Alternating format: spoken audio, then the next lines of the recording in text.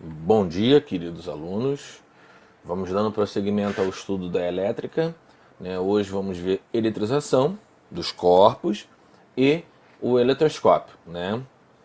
Tanto de folha como de fio, tá? Lá eu vou explicar o que ele faz, qual é a função dele, tá? Quais são as formas de eletrização? Quais são os processos de eletrização? Nós temos a eletrização por atrito, nós temos a eletrização por contato e temos a eletrização por indução. Vamos ver cada uma delas, tá?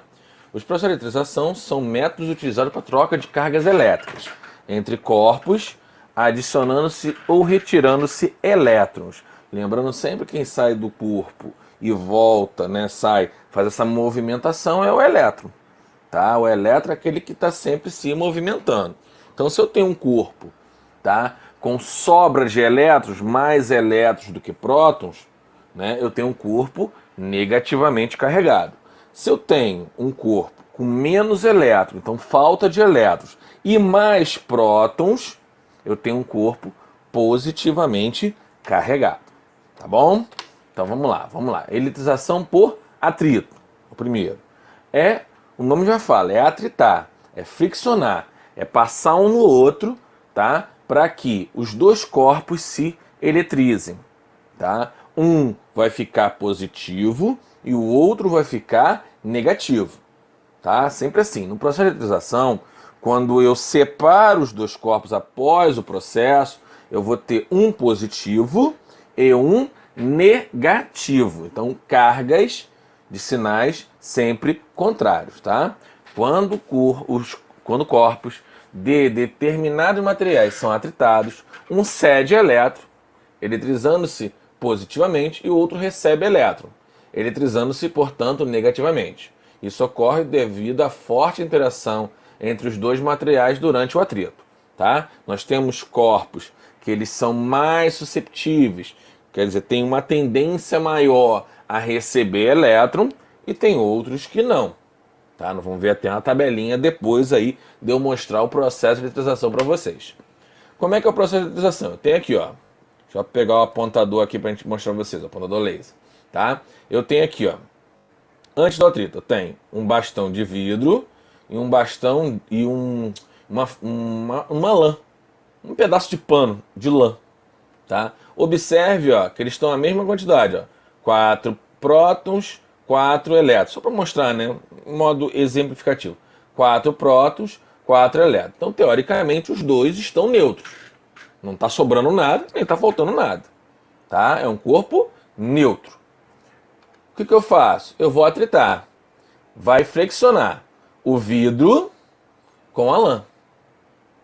O problema é que a lã, ela tem tendência a receber o elétron.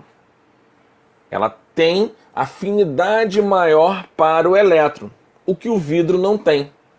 Então, quando há um atrito entre o vidro e a lã, o que vai acontecer? O vidro vai ceder aqueles elétrons para a lã.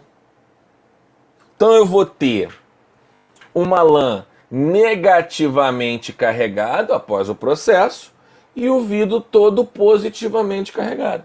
Por quê? O vidro vai estar faltando elétrons agora, porque cedeu para a lã, né? Ele tem mais próton. E a lã vai ter o excesso de elétrons, porque recebeu do vidro, porque tem uma afinidade maior para o elétron. Tá? Isso é visto nessa tabela aqui, né? A série triboelétrica. Quem tem maior tendência para eletrização. Aqui, ó, positivo e para os negativos. Olha aqui, ó, a lã está mais para o lado negativo do que o vidro. Ó. O vidro está mais para o lado positivo. Então, por isso que eu atritando os dois, a lã vai ficar negativa e o vidro vai ficar positivo. Se eu fizesse isso com o pelo do coelho, o vidro ia ficar negativo e o pelo do coelho ia ficar positivo. Certo? Ou a lã e a madeira. Tá? A lã ia ficar positiva e a madeira ia ficar negativa. Tá? Então você tem que ver na tabela quem tem maior tendência a receber o elétron e quem tem maior tendência a ceder esse elétron. Eletrização por contato. Tá? O nome fala, é contato. Vou pegar os dois corpos e eles vão entrar em contato, trocando o elétron entre eles, até entrar em equilíbrio elétrico. Tá? Diferente da eletrização por atrito, a eletrização por contato, ao final dessa eletrização, desse contato, eu vou ter dois corpos de mesma carga e de mesmos sinais.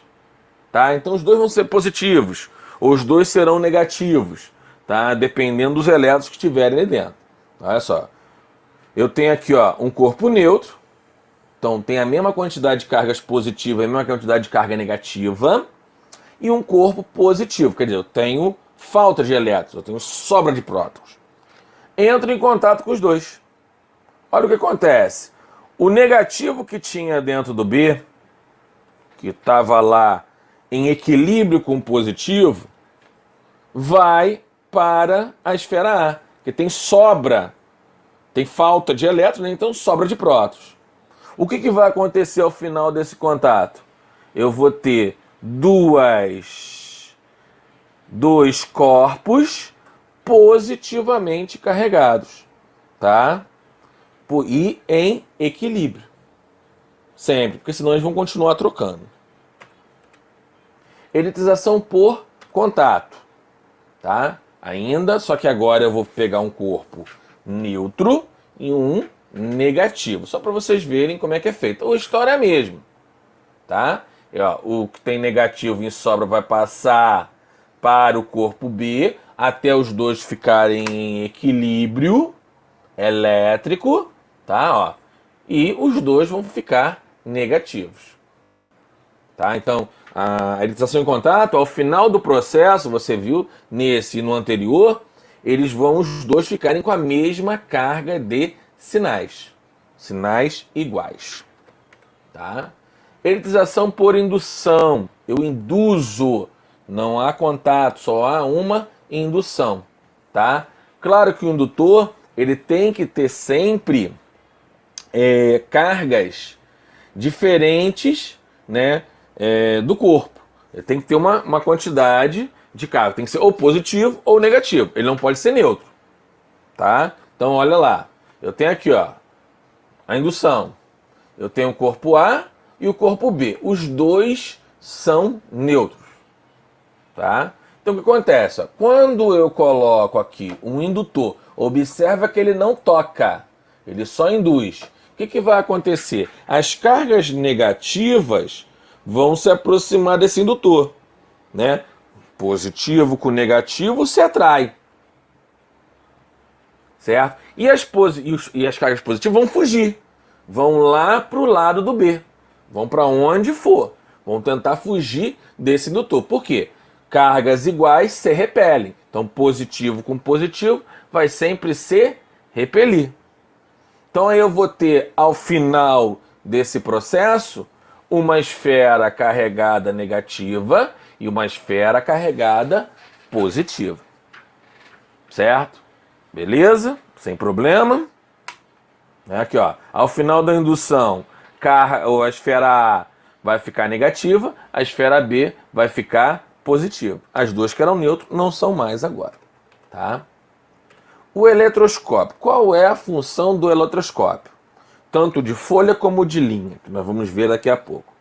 Tá, os dois. Eles têm função de ver se o corpo está eletrizado ou não. Simplesmente isso. Olha lá, o eletroscópio de linha. Eu tenho ó, fio isolante e uma esfera condutora. Observa que essa esfera condutora, ela está neutra. Ela não tem carga positiva nem negativa.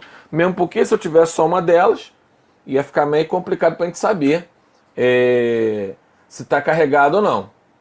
Então, ó, observa que ela é neutra. O neutro, lembrando, ele vai tanto atrair o positivo como vai atrair o negativo, porque tem as duas cargas dentro dele na mesma proporção. Observa aqui, ó, eu tenho um corpo positivamente carregado e ele vai ser atraído, né? Atração por indução. Você não vai entrar em contato. Porque se você entrar em contato, você acaba estragando essa esferazinha condutora aqui, né? Porque vai trocar carga. Já o eletroscópio de folha, entendeu? Olha lá que bonitinho, ó. O eletroscópio de folha. Eu tenho ele aqui, tá? Neutro. Quando eu chego o corpo que eu quero testar, olha o que acontece. Os negativos ficam em cima porque vão ser atraídos pelo positivo, mas o positivo foge lá para baixo para a folhinha, duas folhinhas de metal que tem lá dentro, e eles vão se abrir lá embaixo. Por quê? Ó, você tem essas duas folhinhas aqui, cargas iguais vão se separar. E aí você sabe que o corpo está carregado. Tá bom? Coloquei aqui para vocês 4 vídeos, tá? De experiências sobre eletrização. Temos aí o eletroscópio de folha, né? Uma montagem do eletroscópio de folha, tá? Indução, né? Eu aconselho vocês a assistir. Não são vídeos longos, tá? São todos eles do Manual do Mundo, tem no YouTube, tá? Já botei o link para vocês aqui, para que vocês possam aprimorar um pouquinho mais o conhecimento, tá? Verem na prática o que acontece, tá bom? No mais, fiquem com Deus e até a próxima semana.